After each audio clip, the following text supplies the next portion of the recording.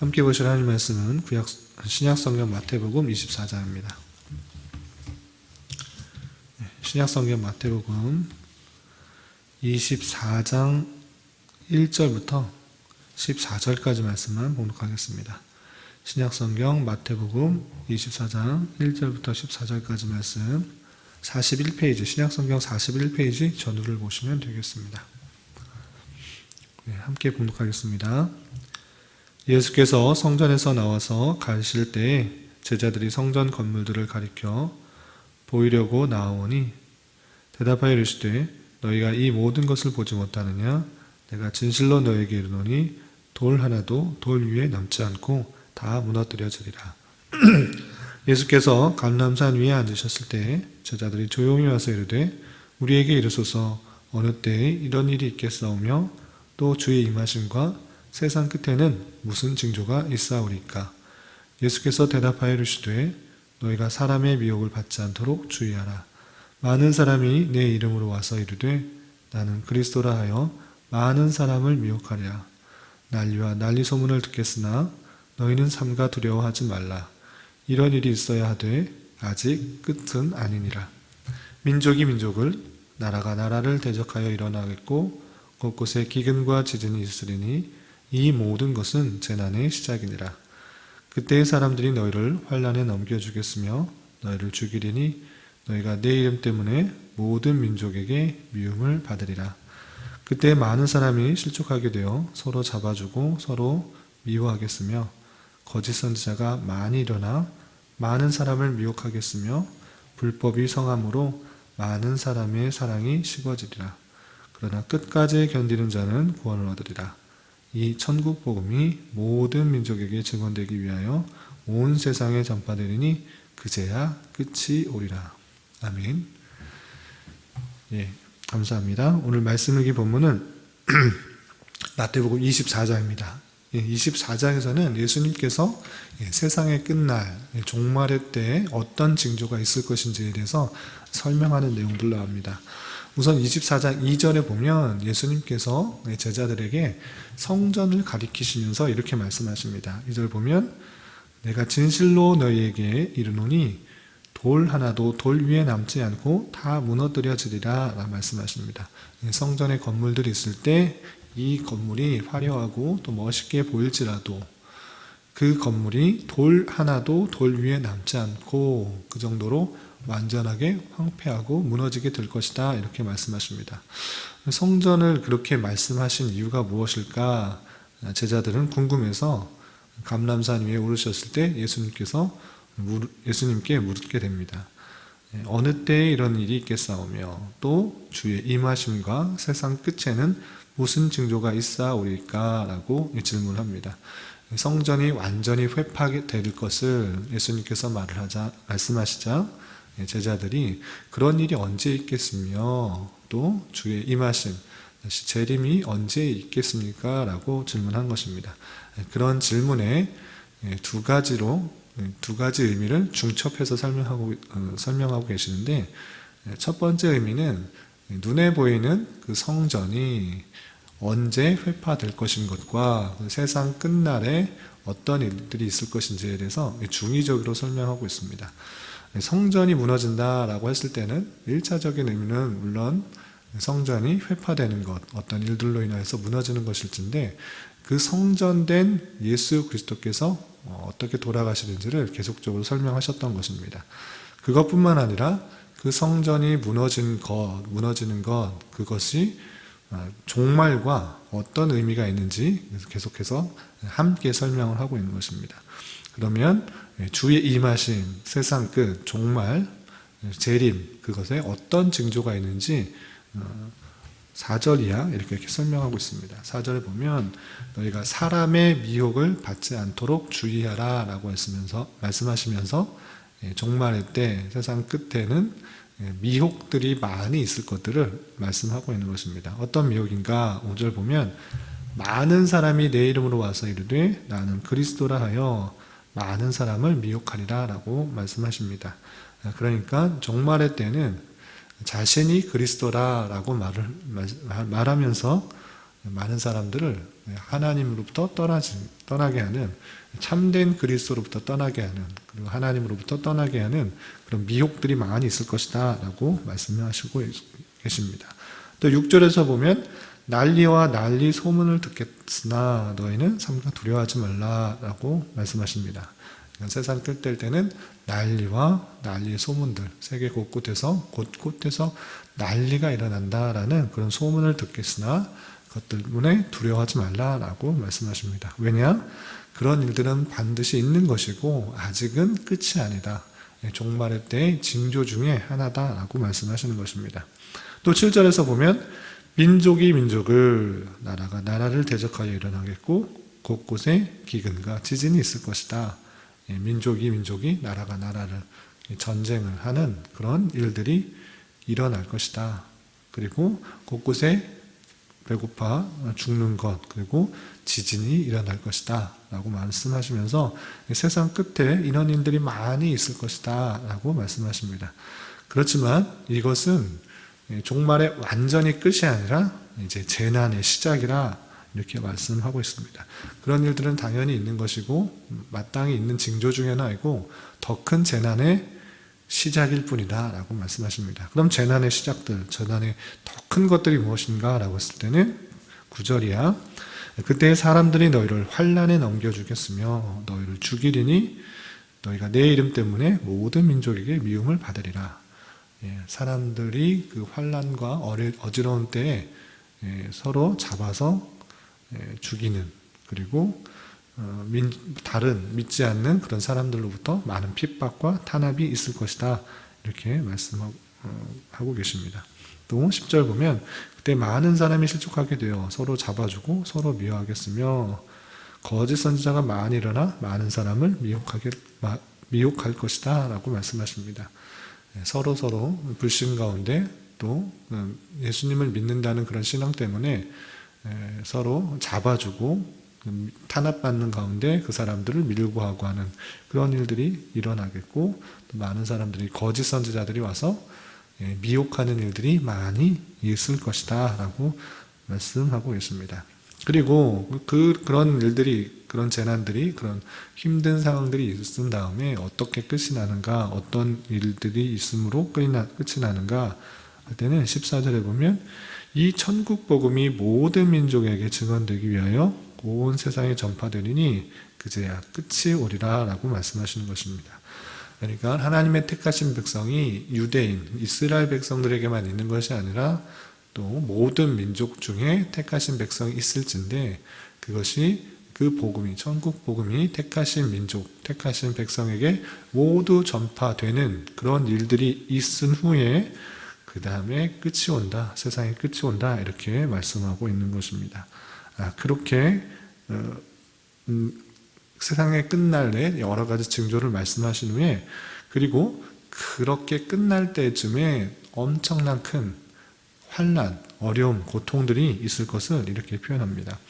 15절 이하 28절까지 더 긴박하고 큰 환난에 대해서 말씀하고 있는데 다 설명하진 않고 21절 보면 이렇게 표현하고 있습니다. 21절 보면 그때 큰 환난이 있겠습니다. 창세로부터 지금까지 이런 환난이 없었고 후에도 없으리라 라고 말씀하시면서 세상이 끝날 때 그리스도인들이 받게 될 큰 환난, 어려움들이 있을 것이다 라고 말씀하고 계십니다.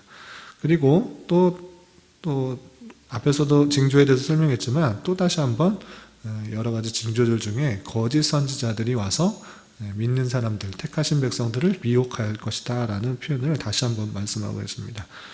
23절, 24절 보면 그때 사람이 너희에게 말하되 보라 그리스도가 여기 있다 혹은 저기 있다 해도 믿지 말라. 그때 세상이 끝날 때 자신이 그리스도다 또는 여기 그리스도가 있다 뭐 이런 식의 유혹하고 미혹하는 말들이 많이 있을 텐데 믿지 말라라고 하시는 것입니다. 24절에서도 보면 거짓 그리스도인들과 거짓 선지자들이 일어나 큰 표적과 기사를 보여 할 수만 있으면 택하신 자들도 미혹하리라 라고 되어 있습니다. 그러니까 표적과 기사, 이것은 물론 하나님의 은혜, 하나님의 능력, 하나님의 역사심으로 일어나는 것이기도 하지만 표적과 기사를 사단, 마귀, 귀신이 그런 것들을 통하여서 미혹하게 하는 수단도 사용하고 있다는 사실들을 잊지 말아야 될 것입니다. 그래서 눈에 드러나는 어떤 표적 때문에 믿는 신앙들은 상당히 조심스러운 것입니다. 왜냐하면 그런 것들로 따라가다 보면 오히려 하나님께서 이미 주신 성경의 말씀들을 떠나서 그런 표적과 이적, 그런 마음을 쏠리게 하는 것에 따라가게 하기 쉽다는 것입니다. 그래서 우리는 더욱더 그런 것들이 있을지라도 말씀에 비추어서 생각할 수 있어야 될 것입니다. 그것이 정말 하나님의 역사인가? 하나님의 뜻인가? 하나님의 섭리 가운데 있다라는 것인가? 더 교회를 풍성하게 하고 예수 그리스도의 영광을 돌리게 하는 것과 말씀이 드러나는 방식으로 이런 역사와 표적과 기사가 드러나는지, 아니면 그런 것을 떠나게 하고 있는지, 교회를 세우고 있는지, 하나님께 참되게 영광을 돌리게 하고 있는지, 사람에게 집중하게 하고 있는지를 구분하여서 살펴볼 수 있어야 될 것입니다. 그래서 표적과 기사를 보여서 할 수만 있으면 택하신 사람도 미혹한다는 그런 말씀들을 삼가 주의하여서 더욱더 말씀을 더 깊이 보고 말씀에 집착할 수 있어야 될 것입니다. 그래서 말씀의 종교로 우리는 더욱더 힘써 나가야 되는 것입니다. 또 여러 가지 것들이 있는데 29절에 보면 또 이런 표적들이 있다라고 말씀하십니다. 29절 보면 그날 환란 후에 즉시 해가 어두워지며 달이 빛을 내지 아니하며 별들이 하늘에서 떨어지며 하늘의 권능들이 흔들리리라 라는 표현이 있는데, 이것은 성경학자마다 해석이 많이 달라서 난제로 좀 여겨지고 있습니다. 실제적으로 그런 피조세계, 하나님께서 만드신 해, 달, 별들이 떨어질 것이다 라고 해석하시는 분도 있고, 또 이 해, 달, 별은 그만큼 종교 지도자들이나 권능을 갖고 있는 유명한 사람들, 그 사람들도 타락할 것이다 라는 그렇게 해석하는 사람도 있습니다. 그래서 이것도 성경학자마다 또 다양하게 해석하기 때문에 두 가지 정도로 그냥 함께 이해를 하면 좋을 것 같습니다. 그래서 실제적으로 말세 때 예수님께서 재림하시기 전에 그런 환란 후에 해, 달, 별이 실제로 떨어질 것이다, 그 하늘에서 떨어질 것이다 라는 그런 생각을 또 할 수가 있고, 그 다음에 그만큼 해, 달, 별 같이 높이 여겼던 권세 잡은 자들, 특별히 종교 지도자들, 이런 해, 달, 별 같은 그런 사람들이 타락할 것이다 라고 이렇게 생각하시는 분도 있다라는, 함께 생각하시면 될 것입니다.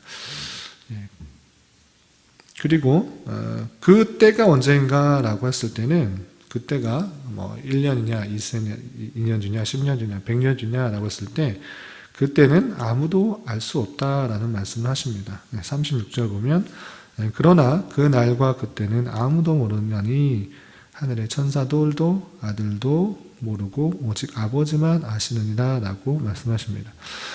한편으로 생각해 보면 그때가 언제인가, 뭐 100년이다, 50년 뒤다, 10년 뒤다, 그 종말의 때, 예수님의 재림의 때가 언제인지를 알면 더 잘 살 것 같지만, 오히려 그때가 얼마 남았다는 것들 때문에 더 방만하고 더 타락한 모습 가운데 사는 것이 일반적인 사람의 부패성입니다. 그렇기 때문에 예수님께서는 그때가 언제인지를 알지 못하기 때문에 늘 깨어서 기도하라, 이런 표현들이 있는 것입니다.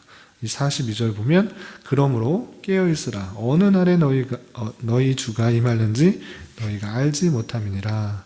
오직 그때는 하나님만 아시기 때문에 너희는 깨어있으라 나오는 것입니다. 잠을 자지 말고 깨어있으라 그런 표현이 아니라 영적으로 깨어서 주님께서 언제 오실는지를 잘 분별할 수 있어야 될 것이다 라고 표현한 것입니다.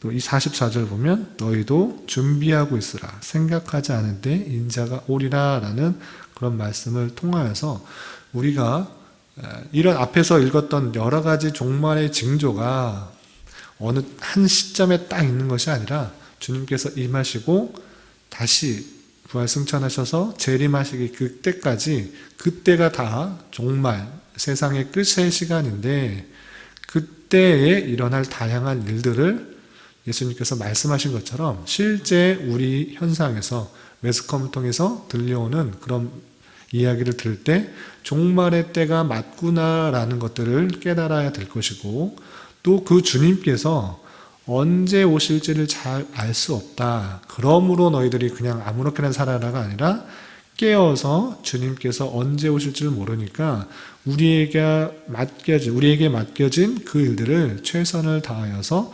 준비하고 또 대비해야 될 것이다 라고 이렇게 표현하고 있는 것입니다. 또 끝에 보면 50절에 보면 생각하지 않은 날 알지 못하는 시각에 그 종의 주인이 이르러서 그 종의 행한 일들을 따져볼 것이다, 심판할 것이다 이렇게 표현하고 있는 모습을 살펴볼 수 있습니다. 그런 것처럼 우리가 이 땅을 살아가면서 종말의 때를 살고 있음을 여러 가지 징조를 통해서 다시 한번 깨달아야 될 것이고 또한 특별히 그리스도에 대한 그런 미혹들 또 유혹들 참된 말씀의 종교에서 떠나게 하려는 많은 미혹들과 기적과 표사들을 삼가 조심히 하여서 더욱더 그것이 참 하나님의 역사인지를 살펴보아야 될 것이고 늘 깨어서 주님께서 오실 날을 대비하면서 우리에게 맡겨진 여러 가지 일들을 잘 감당해야 될 것입니다.